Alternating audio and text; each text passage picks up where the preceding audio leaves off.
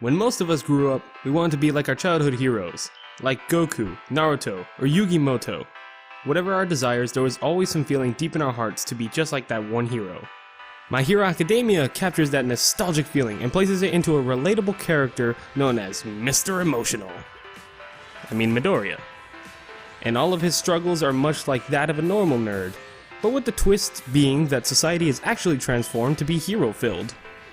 To break down the story in a simple sense, Midoriya is a young boy in search of any power, known as a quirk, for himself, and takes life with heart and with a head held high, despite being one of those who does not possess such talents of holding a quirk. His pure motivation and lighthearted nature is what makes this character so aspiring and approachable. He is constantly teased and bullied by Mr. Grumpy. I mean Bakugo. And Midoriya, despite all of his hardships, leaps into the world wanting to be like his hero, Mr. America! I mean All Might. The story may sound plain to some people who might be boring themselves, but the anime is art in my eyes. Not only are the visuals smooth and full of life, but the story blends greatly with viewers who idolize their own hero at one point. This is why Midoriya is a staple of the series. He has to learn and reach his goals in ways only he knows how, and even when being granted special privileges, he has to develop with those around him.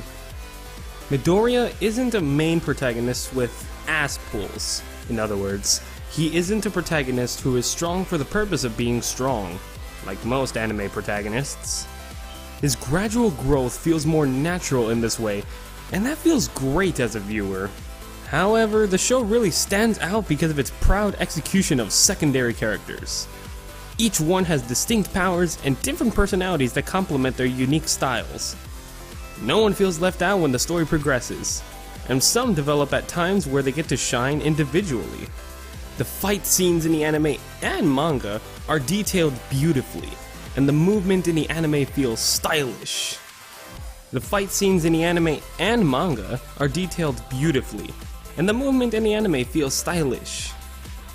Just the training scenes alone can be entertaining enough, and while the action is a solid focus of the show, you shouldn't ignore the episodes that showcase the lives of the cast.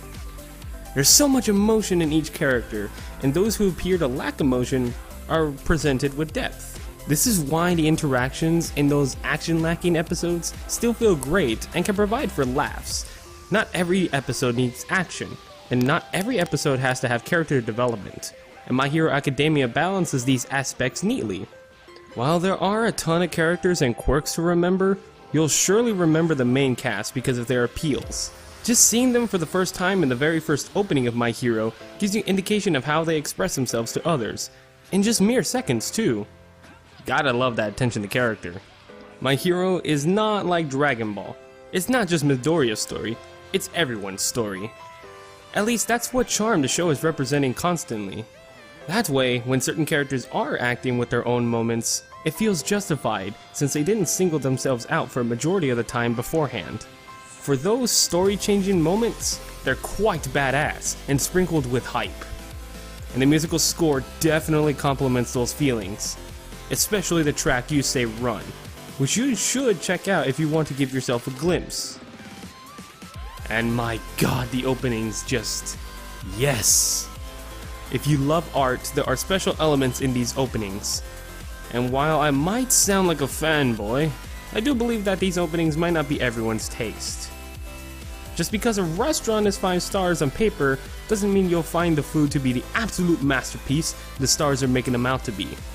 My Hero Academia is amazing and I do recommend it, but its pacing and storytelling might not suit every audience.